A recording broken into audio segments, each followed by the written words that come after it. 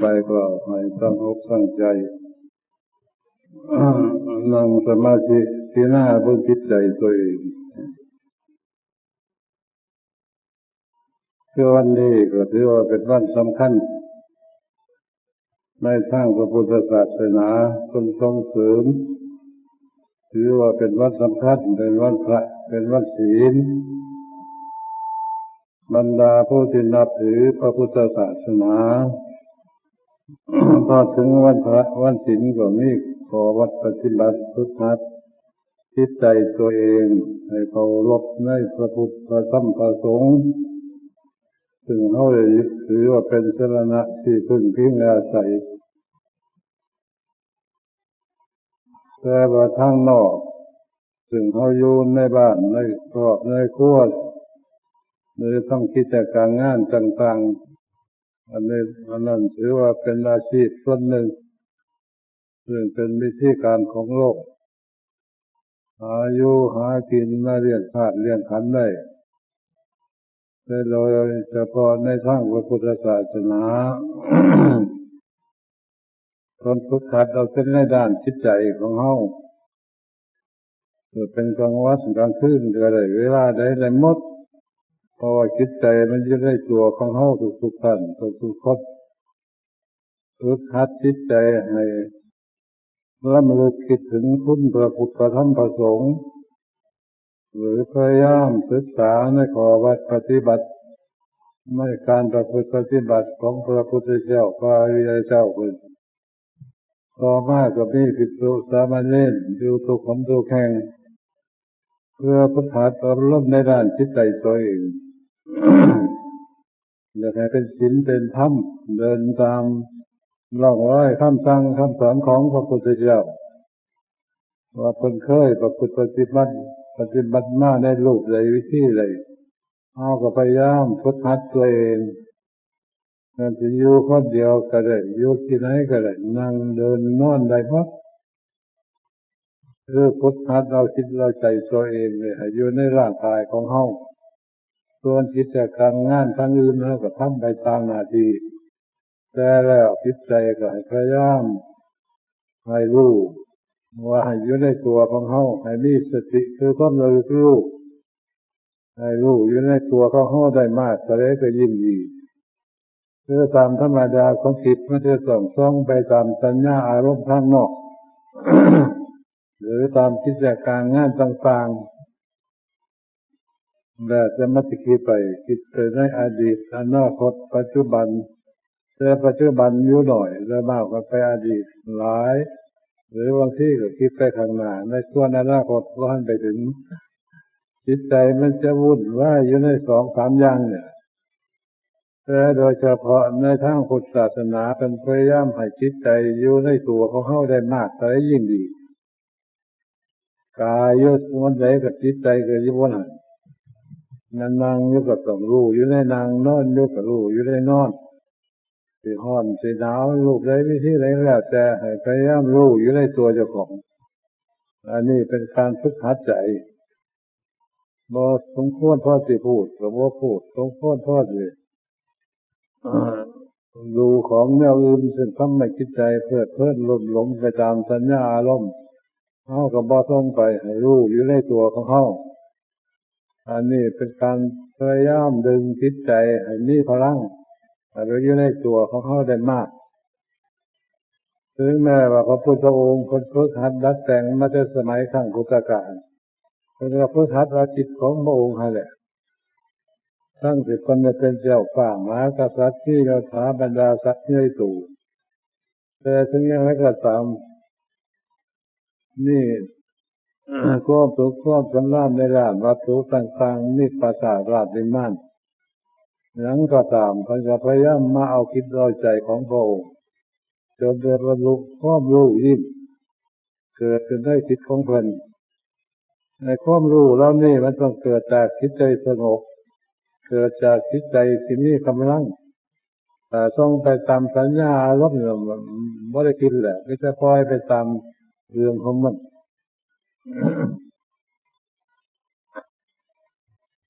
นี่ถึงแม้ว่าเฮาจะมีงานมีการมันก็ ภาวนาเป็นบางครั้งบางคราวเวลาไม่คิดแต่การงานต่างๆเกี่ยวกับการอาชีพเพื่อมาเรียกร่างกายก้อนนี้แหละไอ้ร่างกายก้อนนี้ก็เป็นเรื่องของจิตมันเสกสรรถึงนี้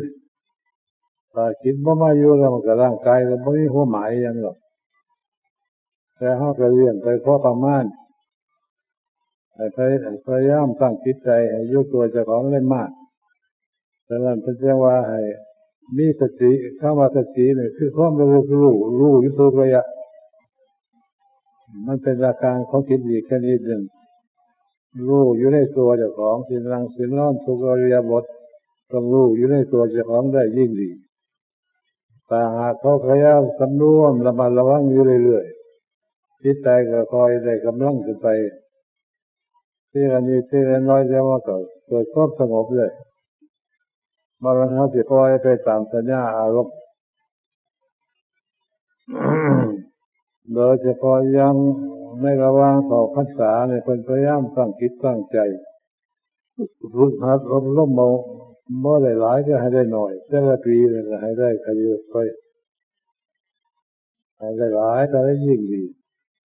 บ่ว่าจะเป็นฆราวาสญาติโยมตลอดถึงพระเจ้าพระสงฆ์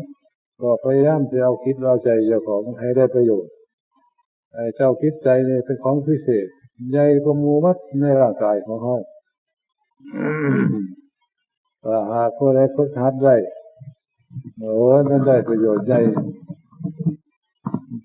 เรื่องเล็กๆน้อยๆเรื่องอุปสรรคต่างๆตลอดถึงเกี่ยวกับร่างกายมีโรคมีภัยไข้เจ็บมีทั้งทุกอย่างเอาใจตัวนี้แหละรักษามันเลยหรอกเพราะว่าใจมันเป็นผู้สั่งร่างกายหน้าคือดินน้ำไฟลมอยู่ในตัวของเขาโดยมากคนจะเอาธรรมะนี่แหละเป็นยายารักษาร่างกายหมดทั้งก้อนหรือแม้ว่าจะมีโรคไข้ไข้เจ็บนั้นก็ตามพยายามตั้งจิตใจให้อยู่ในความสงบได้มากเท่าไรก็ยิ่งดีมันได้ประโยชน์โดยเฉพาะแต่ก่อนจะเคยฝึกหัดเคยเห็นวัดใหม่ๆเรียกอยู่ถึงวัดพระวัดศีลก็มีการตั้งสัจจวาจาในการกระทำในข้อวัดปฏิบัติปฏิกิริยาจะเก่าซึ่งเป็นของไม่ดีก็ลดละไปหมดพยายามมาตั้งสติกำหนดจดจ่อรู้อยู่ได้เรื่องของตัวเจ้าของได้มากก็เลยยิ่งดีบ่มีความโกรธความแค้นบ่มีความอิจฉาอาฆาตพยาบาทจองเวรบ่มีการยุ่งเหยิงส่องหน้าส่องหลังจนเป็นเหตุให้จิตใจบ่ดีให้กำหนดโดยอยู่ในตัวเจ้าของผู้ละคนก็ตั้งสัจจวาจาสินั่งสมาธิวันหนึ่งเสียจากตัววงโดยจงกรมนั่งภาวนาโดยระบบไว้ก็แล้วแต่ผู้ใดถนัดขอให้ฝึกหัดดัดแต่งเรื่องของโยมโดยเฉพาะพระเจ้าพระสงฆ์ท่านก็ตั้งสัจจวาจาในการประพฤติปฏิบัติในระยะว่าระหว่างพรรษา3 เดือนบ่อยากให้ไปไสมาไสระยะนี้เพราะว่าฟ้าฝนตกไปไสมาไสก็ลำบากพยายามกำหนดเอาแต่จิตใจเจ้าของอยู่ตลอดแต่ว่าเท่านี้ก็ตั้งกันมาแล้ว40 กว่าปีเลยผู้ที่ฝึกหัดดัดแปลงก็มีผู้ฝึกหัดก็มีคอยไปตามยุทธากรรมอยู่พอแล้วมือแล้วเว้นหลายซั่นเลยบ่ได้คิดเห็นว่าเป็นของสำคัญใหญ่กว่าหมู่มดทั้งร่างกายของเฮาก็มีจิตใจดวงเดียวร่างกายก็นี่ก็มันก็ไปตามยถากรรมของเขาเพราะมีแต่การเกิดขึ้นมาแล้วมันก็ค่อยแก้ไปแก้ไปก็มีการเจ็บการปวดรูปนั้นวิธีนี้ผลสุดท้ายก็แตกลับไปอันนี้มันหัวยัดต้นปลายสาเหตุมันอยู่แหละมันจะกินดีปานนี้มันจะมียถาบรรดาสักหน่อยหลายปานนี้บ่เฮ็ดงานเหตุการณ์สนุกสนานอยู่ปานนี้ก็ตามถึงระยะมันก็ไปแต่ว่าไอ้เรื่องของจิตใจสหากว่าฝึกหัดไว้ในเรื่องนี้เพราะว่าอยู่ต้องกันไปเสียล่ะ บ่เห็นคุณค่าของจิตใจว่าเป็นของพิเศษเพียงใดแค่ใดพระพุทธเจ้าพระอริยเจ้าหรือคนสมัยขั้งพุทธกาลเป็นสนใจจริงอย่างนี้ทุ่มเทกำลังเอาหลังมอบกายถวายชีวิตต่อพระพุทธธรรมพระสงฆ์จริงจังเพื่อสิหาหนทางไปข้างหน้า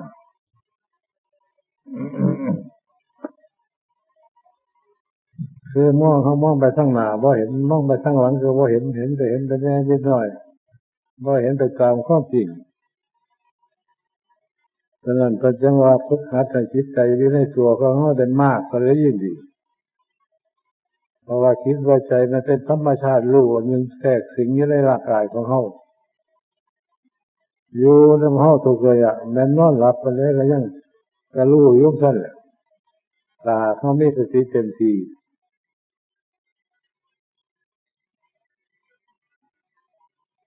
ว่าจิตใจพอไปตามสัญญาอารมณ์มันก็หลงหน้าหลงหลังไปแล้วนี่เขาได้ยินซื่อๆนี่ว่าจิตว่าใจตามภาษาโลกแต่ว่าบ้านเมืองของเราไปแนวนึงแต่เป็นธรรมชาติรู้อันนึงแทรกอยู่ในตัวของเฮาให้เฮาพยายามหาวิธีการฝึกหัดให้รู้จักจิตใจตัวเองว่าจิตใจอยู่บ่อยู่มันไปไสมาไสให้รู้จักมันเรียกว่ามีสติเต็มที่ติดตามจิตใจเลยจนกว่าจิตใจมันสิรู้เรื่องของกิจการต่างๆนานาแล้วจนว่าไปดอกพอว่าเรื่องสำคัญมันคือมีในความสงบมีพลังของจิตสิมองเห็นสิ่งลึกลับนอกเหนือไปจากสายตาของไกลอาจสิรู้ไปหลายชาติหลายภพไปยังเลยพอจิตใจตัวนี้มันเป็นผู้รู้จริงจังเดี๋ยวนี้มันไม่รู้ก็จะได้ทั้งโลกแต่แนวตาเห็นอยู่มุมนั้นมุมนี้จะเอาเป็นสัญญาอารมณ์แทรกอยู่ในจิตใจของเรานี่ว่ายังเอาร่างกายก้อนนี้แหละเป็นตัวใหญ่การฝึกหัดอบรมภาวนาบ่เรียกผู้น้อยผู้ใหญ่สมัยขั้งพุทธกาลเป็นอายุ9 ปี10 ปี12 ปีแค่นั้นพอรู้หรือได้สำเร็จเป็นพระอรหันต์ก็ได้สามเณรน้อยๆก็ได้คือมือนี่มันเขาก็ได้ก็บ่จังหน้าใจหลังได้ไปทางอื่นอยู่ไม่ได้เรื่องหาอยู่หากินเป็นเรื่องใหญ่เรื่องของจิตใจก็เลยเป็นเรื่องเล็กน้อยบ่เป็นของสำคัญแต่ยินซื่อๆจักมันเป็นรูปเลยแต่ของกินก็หาเขาไม่สติเต็มที่รู้เท่าทันในเรื่องของกินแหละมันมีตัวกิ่งมันมีลักษณะอาการของใจมันรู้มันก็ว่าเป็นเสื้อเฮาดิว่าเป็นเสื้อเฮาบอกอยู่ในร่างกายมันว่าเป็นกาดเป็นอะไรถูกอะไรผิดมันฮู้จักคือหมดแต่ว่าเฮาปล่อยไปตามสัญญาอารมณ์ทางนอกตัวแล้วก็ไปได้ประโยชน์หาแต่ของบ่ดีมาแทรกสิงตัวเองมาทับถมตัวเองหรือพูดง่ายๆก็หาแต่บาปแต่กรรมมาทับถมตัวเองนี่เป็นส่วนใหญ่บ่ได้ฝึกหัดอยากให้จิตใจมีความสะอาดบริสุทธิ์สุดของนี่อย่างนี้ฉะนั้นผู้ที่มาฝึกหัดเริ่มแรกก็จะว่าให้นั่งฝึกสมาธิมีใส่อารมณ์มาได้ก็ได้ร่างกายเอาร่างกายก็ได้เอาลมหายใจก็ได้เอาร่างกายส่วนใดส่วนหนึ่งก็ได้ให้จิตใจอยู่ในจุดใดจุดหนึ่งอยู่นานๆเดี๋ยวมันก็คอยรู้พิเศษขึ้นได้เองหรอกการนั่งมือคือกันนั่งสมาธิเรียกว่าเก็บมันเรียกปวดนี่เรียกเมื่อยเรียกกะละเรียกว่าเป็นรูปนั่นได้ที่อันมันนี่มันเป็นอาการของใจมันหาทางออกถ้าเข้าฝืนกระแสมันไปมันก็คอยอยู่เองแล้วเขาพอทดลองมือหรือธรรมดาก็ว่านั่งก็ว่าเก็บมันปวดนี่ง่วงเหงาหอนอนคิดหันคิดนี่ก็เลยคิดไปคิดมามันก็ละถ้าหากเข้าพยายามตั้งจิตใจอยู่ในตัวของเขาได้มากๆผู้นั้นสิค่อยเห็นของพิเศษเกิดขึ้นแสงสว่างมันจะสว่างหลายเพราะไฟฟ้าอยู่ตรงนี้แต่มันสว่างเลยแสงมันสว่างแจ้งหมด แจ้งมันเรื่องมันไม่แจ้งก็ข้างนอกแจ้งก็ไปในหาได้ร่างกายไปสำรวจตรวจตาอยู่ในเนื้อหนังสังกระดูกกันไปไหนเลยหน้าบาผูบาคนเบิ่งอยู่ข้างนอกนี่มันก็ไปแจ้งข้างในก็ได้อันใดยังไม่ได้พูดยังว่าถึงระยะเราจะเปลี่ยนแต่สภาพไปพี่เก็บมีป่วยมีตายยังกันอยู่ไม่ยังเกิดระยะแค่เก็บตายยังถ้าไปเห็นร่างกายเจ้าของรู้ตัวเจ้าของเองแล้วโอ้ยจิตใจมันจะเกิดความสลดสังเวชว่าเฮาเป็นหน้านี่จักกับจักการเกิดหน้าจักศาสตร์จักโคปลอยศาสตร์พันศาสตร์เที่ยวเกิดเที่ยวตายอยู่คนได้เห็นเราเป็นกองทุกข์ไงล่ะ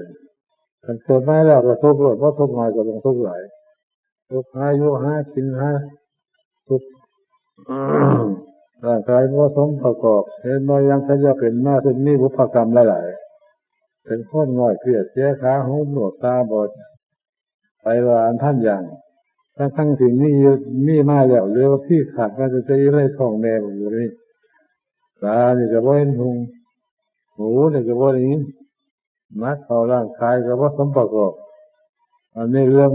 บุพกรรมเก่าๆซึ่งเขาได้กระทำมาแต่ก่อนนี่มุ่ง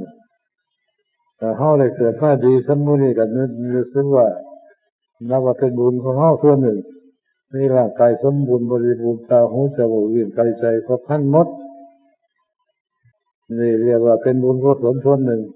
สามารถที่จะนำบัพมาประพฤติปฏิบัติยกระดับจิตใจของเขาได้ให้สูงขึ้นให้รู้ถึงความเป็นจริงความเป็นมาในชีวิตของเขาตลอดถึงความที่เป็นไปในทางข้างหน้าเขานี่แหละเป็นผู้ที่รู้เองว่าจะทำจิตใจอยู่ในสุขสงบที่ไม่เหตุการณ์ข้างหน้าข้างหลังอะไรมันหูจักก่อนเพื่อนตายคนมาเยอะตัวเจ้าของอยู่มันจะเป็นรูปเลยวิธีใดที่เกิดมาสักปีได้เดือนสิ่งที่เราให้ใจเจ็บเกิดขึ้นมุ่งได้แค่ไหนไม่รู้ว่าพอมันเคยผ่านมาแล้วต่างบาปต่างกรรมมาหลายชาติหลายภพมาแล้วอันนี้เคยว่าอยู่ว่าเท่ายังพลายเรียเจ้าเพิ่นพิจารณาบนความเป็นมาของเพิ่นเชื่อว่าที่รู้ตัวขึ้นมาแล้วโอ้โหเกิดมาหลายร้อยชาติแสนชาติแต่มันกระดูกว่าเพี้ยเป็นดินเรากองไว้กระดูกผู้เดียวมันเป็นยังก็ผู้เขาเชื่อเกิดเชื่อใจแต่เห็นพยัญชนะที่เกิดความสลดสังเวชแค่ที่มาเกิดให้ทุกข์ให้ยากเกิดนักลางบาปต่างกรรม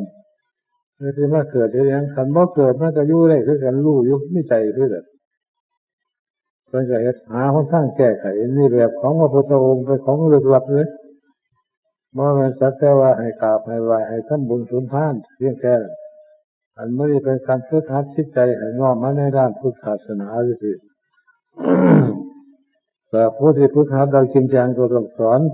อนจิตใจของเขาเมื่อใจตัวเองมันจะไปหัดใส่เกิดได้แล้วมันจะไปรูปไหนวิธีไหนมันจะเก็บสิป่วยสิไข้สิตายเป็นว่าหรือมันจะเป็นไปรูปไหนหาวิธีการแก้ไขตัวเมื่อเด็กต่างโรงพยาบาลก็แบบวัดทุกคนทุกแห่งลูกเกือบตัวบ้านตัวเมืองกลางแล้วกันนั้นมีเก็บมีป่วยมีตายอยู่กันแต่หากเขาอาศัยธรรมะเนี่ยเป็นยาพิเศษอาศัยกำลังของจิต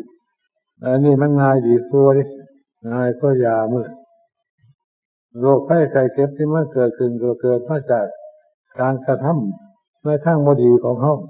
ผู้ที่ได้สร้างเป็นบาปสร้างกรรมมาก่อนผลมันก็กระทบกับมาถึงเขาเพื่อนพอรู้แล้วเป็นสมาธิหน้าหาหนทางแก้ไขแม้นว่ามียากระสามว่ามันเป็นมาในรูปไหนไปสร้างบาปสร้างกรรมกับผู้ใดผู้ใดเป็นผู้กรรมผู้เล่นเพิ่นเขาจักหลดน่าว่ากันหลดเรื่องเขากีดกันเฮาจะกีดของเฮาเลยน่าว่ากันปรึกษาหาเรื่องกันขอเอาหัวซื้อตามจากเขาหลดเดี๋ยวมันจะหายไปเนี่ยนอกจากคำในคำอะไรคำหนึ่งมันแก้ไขไปเลยคำในซึ่งเคยสั่งมาแต่ก็มันจะต้องได้รับผลแล้วกันตัวยังขโมกกันล่า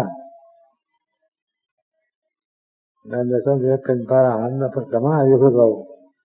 ลองเลยตัวไว้ผัวกรรมก็ต้องเป็นกรรมใหญ่กรรมเจ้าก็พอกับแม่กรรมใหญ่ก็มือ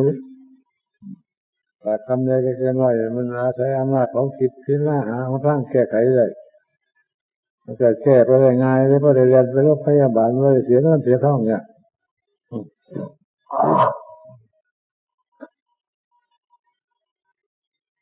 อันนี้ว่าได้ศึกษาเราเรียนตามแบบตามตำรายังมากไว้ของใจเพื่อถูกจับเลยหัวจักโกรธเป็นหัวจักแค้นเป็นหัวจักเมื่อยหัวจักว่าเป็นนี่แหละตัวใจอาการของมันหัวจักง่วงจักเหงาหัวจักแข็งต่างๆเป็นเรื่องของใจทั้งแท้ถ้าหากเข้าถึงพุทธะที่ใจก็หาว่าสร้างแก้ไขเอาพุทธะที่บ้านเลยพุทธะที่วัดเลยพุทธะที่มุมไหนเลยเพราะไม่เป็นไรเดี๋ยวพอใช่ในผู้เฒ่าผู้แก่เล็กหน่อยเล็กลมได้มัดเพราะว่ามีใจผู้คนพุทธะง่ายแต่เราไม่เคยเพราะอะไรก็อีกเรื่องหนึ่งอยู่กับพวกมันพวกขยันพวกเอาใจใส่ฉะนั้นเวลามีงานเข้าพรรษาคือเขาตั้งสัจจวาจาไว้ว่าจะเจอทุกคนเรื่องไหนนั่งสมาธิหน่อยหลายคนเลยใจติดตั้งไว้รูปไหนวิธีไหนคอยทุกไปที่ไหนแค่น้อยไปถ้าหากเข้าเห็นอะไรมันก็คอยเป็นตัวเองหรอกแม้จะเรียนรู้หลายทั้งนี้ก็ตามตาว่าพุทธะทั้งก็ไม่ได้ผลเรียนธรรมะมันเป็นคนบอกตามเรื่องของธรรมะแต่จริตนิสัยเขาอาจจะพอถือครับธรรมะมุ่นเป็นบางอย่างก็จะแสดงไว้การจริตนิสัยของคนเองนิสัยของพระพุทธเจ้านิสัยของพระเรียเจ้าคุณก็บอกไปตามนิสัยของคนแต่เขาอยู่นิสัยมันคือมันเป็นอีกรูปหนึ่งเราก็แก้ไปตามเรื่องของเขานี่วิธีการมันจะเป็นแบบนั้นเพราะมันจะเห็นทั้งผลและผลตัวแล้วแก้จุดเจ้าของอะไรจะความโดนไปคนนั้นไม่ต้องพอที่เขาหากันเราจะมีความมันควบขยันเริ่มแรกคนจะสอนให้รักษาศีลห้าให้งดเว้นในกานาอาทินาคัมเนมุสาสุราใจมันมัวเมาแล้วก็คอยแก้ไขทัดเปลี่ยนไปเรามันเกิดเกี่ยวเรื่องศีลห้ากับศีลแปดศีลสิบหลายเรื่องในขอว่าปฏิบัติต่างๆนั่นพระเจ้าประสงค์ก็คือกันก็เพื่อพุทธะเราคิดด้วยใจเจ้าของหันว่าพุทธะอย่างอื่นไอ้ของเรานี่มันเป็นของเฉพาะเจ้าของที่พื้นได้สอนให้แล้วเขาว่าประพฤติปฏิบัติตามก็บ่ได้ผลหรือว่าเจ้าของผู้ชักเรื่องเราก็พุทธะตัวเจ้าของไปเลยหรอกเดี๋ยวมันได้ผลเกิดขึ้นมาหรอกพอทำมามันอยู่ในกายของคนหรือ84,000 ธรรมขันธ์อยู่ในร่างกายอยู่ในจิตอยู่ในใจอยู่ในตัวคนนี่แม่นเนาะก็จะสอนในตัวคนนี่ก็นี่พระพุทธองค์แต่ตัวใจหรือจะไม่สอนจิตใจเดี๋ยวนี้ธรรมะแห่งหลายเฮ็ดขึ้นขายกันวันนึงทั้งคืนว่าขายแจกตัวนอกนั่นอ้างว่าพ่อจะได้เรื่องได้เล่าหรอกอยู่นั่งสมาธิบนกระโดดอันนั้นของผู้อื่นน่ะก็เป็นเรื่องของผู้อื่นเรื่องของเจ้าของว่าเป็นไปรูปนั่นเป็นไปอีกรูปหนึ่งต้องทดหัดรัดแต่งเริ่มแรกก็ทรมานเจ้าของฝืนกระแสของจิตใจซะก่อนเป็นข้อที่มันจะเบื่อมันสิเก็บสิปวดสิเมื่อยสิล้าสิหิวสิเกียจสิขาดบางไงแบบไหนก็ตามตั้งใจว่าเราฝึกไปหรอกนะพอมันยังคอยได้เองเขาเห็นว่าเท่ามือเล็กๆน้อยมันจิตใจมันเป็นของเขาร่างกายก็เป็นของเขามันก็ร่างกายก็ติดเลยมันติดมันยึดมันหมายอะไรแค่นั่นจิตใจเจ้าของแล้วมันยกเรื่องให้เห็นหรอกดังสมัยขั้งพุทธกาลเป็นผู้พินิจพิจารณาร่างกายพระเถระต่างๆพิจารณาจนเมื่อตามันก็เห็นอยู่คนนึงมันในร่างกายจะเห็นมัดส่วนอวัยวะภายในนี่ใส่เห็นมั้งมันเป็นไปบินสบัดเหลียวเบิ่งเห็นมั้งใส่หน่อยใส่ให้อะไรว่าไหนเบิ่งไหนมั้งเนื้อจะได้ทำน้ำมาติดตาไปได้เลยจะรู้จักพอที่ใจบางคนมันก็นั่นก็เป็นอันเดียวกันแต่คิดใจมันไปหลงอยู่เนี่ยครับ ไม่ได้รู้ถึงข้องจริงนะมันว่าหลงหรอกเห็นได้มันทำอยู่ค่อยแล้วมือแล้วเล่นเกิดขึ้นนั้นนั่นแหละไม่ได้รู้ไม่ต่อยึดเลยปล่อยสิ่งนี้เรื่องเล็งไม่การปฏิบัติเล็งเลยว่าห้องที่เขากินน้ำอายุเรื่องกระดังโมเสกเอามือที่มือเรากินมันเบิ้งสิ่งที่ใจเจ้าของเรื่องอันนี้ได้วัฒนะมันผู้เสียมันเนี่ยเกิดแต่ทำกลางคืนเลยกลางวันเลยงานการจะมาหลายโดยเฉพาะยังพระเจ้าประสงค์ก็ยิ่งว่าไม่งานไม่การหาอยู่หากินไม่ได้ยันย่อมมาว่าถ้าบุญสุนนะงานไปเท่าเดียวก็มากกว่ามาฉันหมดเอาเต็มเนี่ยนอกจากนั้นจะพูดจะส่งหน้าส่งหลังไปข้างอื่นโรยเรียนเรื่อยๆเนี่ยในทั้งระหว่างเท่ากับมือจับเรื่องงานของโลกเข้ามาเอาที่เราใจของเขาเดี๋ยวโอ้ยสิหลายมันสิได้ประโยชน์ในที่ยังเห็นคุณของมันเนี่ยเห็นคุณของใจเดี๋ยวนี้เพราะมันจะว่าใจมันจะเหลวแต่หัวจักอยู่มันแก่ก็หายคือพอโมจากคนข้างแก่พระเราสอนไม่ละไอ้ก็หมดยืดจุดเลยจุดหนึ่งอยู่เลยกันนั่นพยายามฝึกให้มันอยู่กันนั่นแต่นักเขามันอยู่นั่นมันก็ว่างเจ็บปวดยังตั้งมวยมันก็ว่างได้ขึ้นใจว่าโมจะปวดนั่งอยู่เก่ามือสิบมือโคตรจริงก็เถียมันว่าเทปว่าปวดก็เถียมันก็อยู่รู้แน่หรือเขาคิดอยู่ตลอดแม้เขามีโรคมีไข้ไข้เจ็บเวลาเพื่อนเลิกไข้พยายามกลางคิดใจให้มันแข็งขึ้นให้รู้ทุกข์เป็นจริงเลยสรรพสิ่งต่างเกิดมาจากไม่แก่ไม่เจ็บไม่ตายเท่านั้นเบิ่งไม่หรอกเบิ่งไม่กลัวเจ้าของเบิ่งผู้อื่นเกิดเบิ่งเจ้าของเกิดให้จิตใจยืดตัวห้องหลายๆเรานั่นก็คอยเบาไปทั้งนี้กันนั่นแหละย่างคนลุกเลยผู้มันเปิดถ้วยนักละเขายามากินเลยก็ว่าอย่างคนเมาเลยกินเลยบางทีเขาเก็บมือว่าอย่างร่างสภาพเขาก็ว่าต้องกินนั่งมันก็จิตใจอันเดียวนักเขามันก็หายอย่างนี้ใจตัวนี้สำคัญที่มันของไงโรคไข้ก็เจ็บมันก็ย้อนน้ำมันบ่อยากมีโรคก็เป็นน้ำใจต้องพุทธัสบางทีคอยหัวใจเรื่องนี้คอยจะเชื่อมัน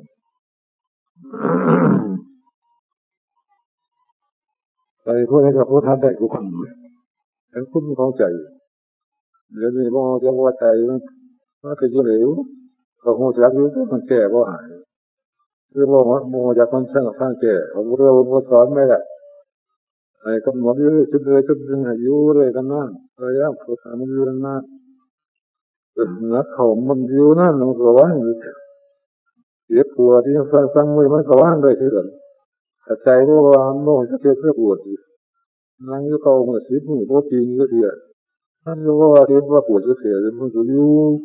รู้ในรู้เขาคิดอยู่ตลอดแต่เขามีโรคมีไข้ไข้เจ็บเวลาปวดเวลาไข้พยายามสั่งจิตใจให้มันแข็งขึ้นให้รู้ทุกพวกเป็นจริงเลยสรรพสิ่งต่างๆเกิดมาแล้วมีเส้นไม่เทียบไม่ตายเท่านั้นมันไม่หรอกมันไม่ตัวเจ้าของมันผู้อื่นเลยมันเจ้าของเกิดไอ้ที่ใจยืดตัวห้องหลายๆเรานั่นก็คอยเบาเป็นลำดับแต่นั่นแหละย่างคนลุกเลยผู้มันคนช่วยนักวัดเขา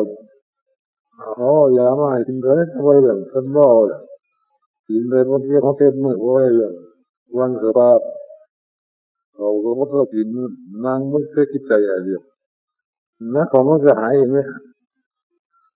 ใจตัวนี้สำคัญที่มันของไงโรคไข้ก็เจ็บมันก็อยู่น้ำมันบ่อยากมีโรคไปเป็นโรคใจเราพุทธัสบางทีเขาหัวใจเรื่องนี้เขาจะเชื่อมัน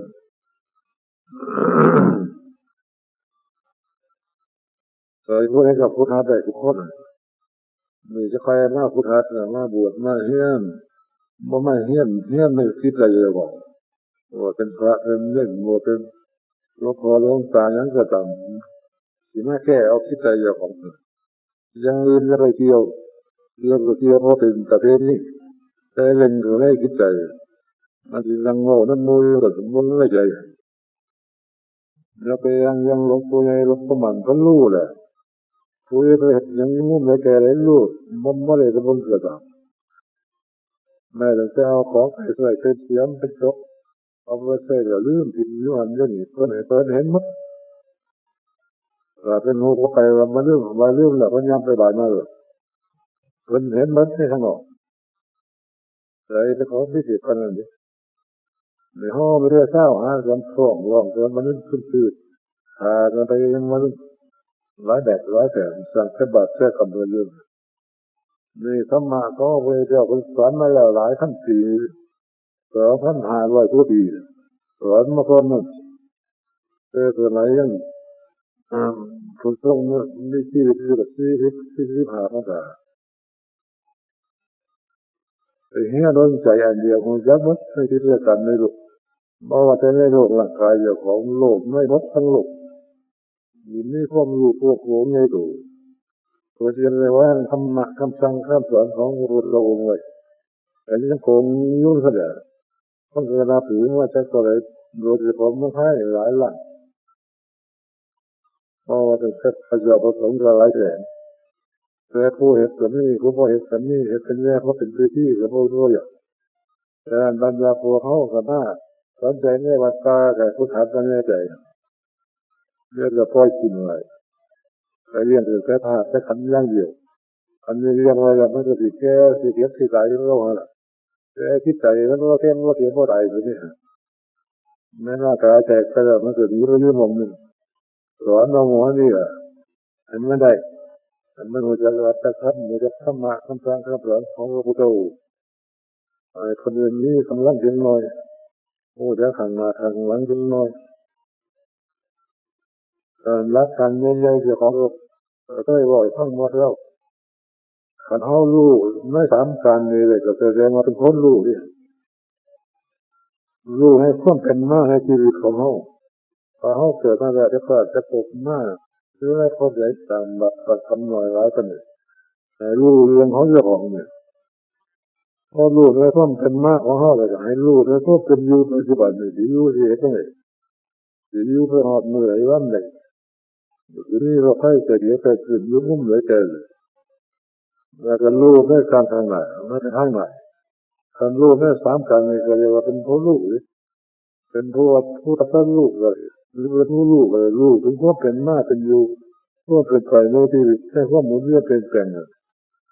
แต่เขารู้ของเขาแล้วก็เบิ้งผู้อื่นมันก็พิจารณากันเลยที่หมุนเวียนเรื่อยๆเกิดเราตายแล้วเกิดเราตายแล้วเกิดยิงก็ยังจะขาดจะพบยันพวกทั้งนั้นที่เป็นโลกเรื่องหลายยุคเขาอยู่ว่าเขาเขาจะแค่เป็นหลายตกมาตกนั้นปล่อยฝ่าตายหลายเป็นยุคมุดแม้แต่เป็นไม่ค่อยจะหลายยุควันจะกลายเป็นมุ่งเลยนี่หลายเท่าไรแห่งตายหลายยุคเราจะตายเราจะไปเลยไม่ว่าจะเรื่องกันนอกจากพระพุทธองค์พระอริยเจ้ามองบางตัวเขาพูดเลยพวกหมุนเวียนเครื่องแข่งมาไปในโลกในวิถีนี่เป็นธรรมะอันเล็กลับเลยแต่ตอนไหนนี่ก็เล็กประมาณเท่านั้นแหละแต่มันไม่เป็นเสียงเขาสื่อมันเปลี่ยนไหลทองเราพันละทางนี้ไปสอบเอาพันละทางนี้พูดไปหาเนี่ยไม่ได้หาไปทั้งหมดไม่ได้หาข้อผิดหรือตัวของนี่คือจิตใจของเขาตัวใหญ่ไอ้ที่หน้ามันเนี่ยว่าได้เห็นหลายแต่เห็นหน่อยก็ยังดีลูกค้าที่มาบ้านนั่นตรงถ้าเจอปัญหาต่างๆเลยว่ารับต่างๆมันนี่หรือมันมีทางอย่างนี้ต้องหาทางแก้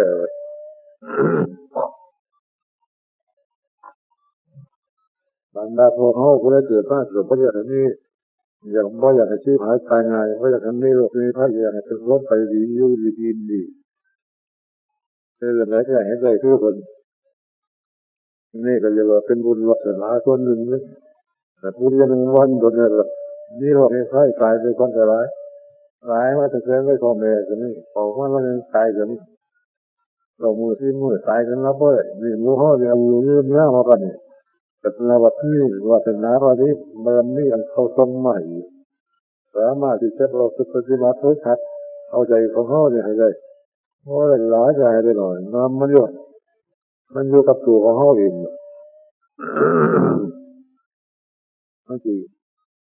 เกี่ยขั้นมากันแล้วก็เอาอันนั้นมัน เออที่ย่านเกี่วัวแล้วก็เอาไว้มัดกาหางพุทธะจะมัดกาหางก็เลยพุทธะทำงัดลูกตัวจะเขาเองอะไรเรื่องเขาอีกเพื่อฝืนยังไงนะเพราะมาเจออะไรตามใจของมีลำแนะนำหลักมีอะไรว่าเขาข้างหน้าประพฤติปฏิบัติพุทธะเราไอ้น้ำไปพุทธะที่ไม่บัดให้สำเร็จโบสบ่อะไรน่าจะว่าแค่เดียวมีบัดมีสมมีพอรู้อยู่แล้วเห็นได้ทั้งพระเจ้าพระสงฆ์ไม่เคยมีโอกาสหลายให้ได้ทำได้โอกาสพุทธิว่าอยากแก่ทำก็จะทำถึงอารมณ์นี่อารมณ์ของเกิดจากของยูเกิดมาถึงวันเริ่มเป็นวิธีนอนเรากินอยู่เลยว่านอนจะยังนอนต่อแก้อะไรแก้ผ่านไปเนาะนอนเราเนี่ยเราบ่ได้คุณงามความดีเกิดขึ้นจากตัวเองบ่ได้พุทธะตัวแปรให้ขึ้นวันก็มันไปหาข้างนอกก็หอมเอาเรียกหันเรื่องงูเรื่องพวกก็นั่นแหละผมจะกลายเป็นตั้งคนตั้งคอยยุ่งนี่เขาเห็นชัดอยู่แล้วลูกมันเป็นอายุก็ยิ่งเขาสูงผู้เดินร้อยกว่าปีนี่หายอ่ะทำน้อยก็นั่นไม่เลือกที่ไปก็ไปก่อนมาคือเพื่อนไปตามสัญญาอารมณ์ตัวเองเขาแก้ไขได้เนี่ยมึงมันคือปัญญาจะแก้ได้ถ้ากันฟังอกกันใจเป็นหน้ามากเมื่อเราละปัญญา